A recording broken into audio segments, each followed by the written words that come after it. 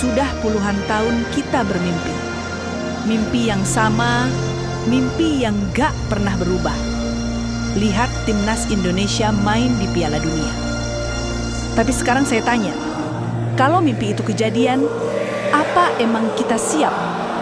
Atau jangan-jangan kita cuma siap buat dipermalukan?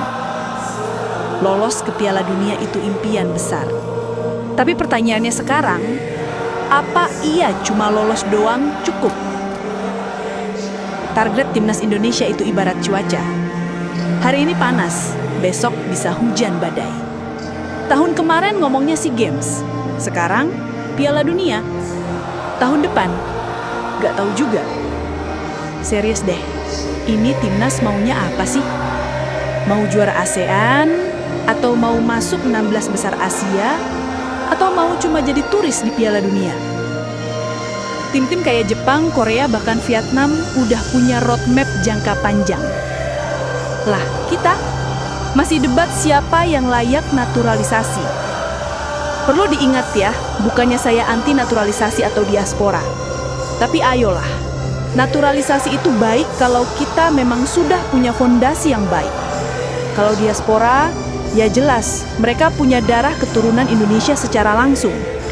Mereka punya hak yang sama untuk membela tim nasional Indonesia. Oke deh, sekarang kita berandai-andai. Beneran bayangin ya, Indonesia beneran lolos ke Piala Dunia 2026. Masuk grup bareng Portugal, Uruguay, Maroko. Main 3 kali, kalah semua, kebobolan 18 gol. Gak bikin satupun tembakan ke gawang. Dan pulang bawa rekor. Tim dengan performa terburuk sepanjang sejarah Piala Dunia. Terus kita bangga dengan itu. Performa terburuk sepanjang sejarah Piala Dunia. Terus kita bilang, setidaknya kita lolos. Kamu yakin itu sebuah kebanggaan? Atau kamu memang cuma pengen timnas Indonesia numpang lewat doang di panggung dunia? Setelah lewat di panggung dunia, apa gunanya? Mau bukti? Kalau cuma numpang lewat doang, kita itu udah pernah tahun 1938, Hindia Belanda. 1 pertandingan doang. Pulang. Habis itu apa sampai sekarang? Kan bukan gitu yang kita mau. Ini bukan soal ikut-ikutan atau lolos-lolosan. Ini soal martabat bangsa, bro. Sekarang masih ngarep? Tentu, dan harus tetap ngarep. Karena sepak bola itu hidup dari harapan. Tapi jangan jadi tukang ngarep. Harapan itu harus dipikul pakai fondasi kuat. Kalau fondasi rumah kamu bobrok, rumahnya pasti roboh juga. Nah, logikanya, kalau kamu mau buat rumah bertingkat, berarti kamu harus bangun ulang rumah kamu dengan fondasi yang layak untuk rumah bertingkat, yang bisa menunjang bangunan itu. Bukan asal jadi bertingkat, tapi setelah diinjak malah rubuh. Setelah rubuh semua, kan jadi sia-sia.